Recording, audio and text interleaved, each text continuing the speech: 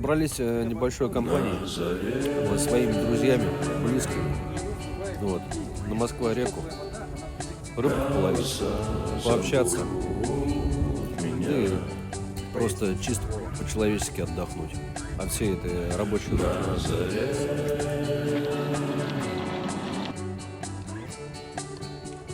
Небеса зовут.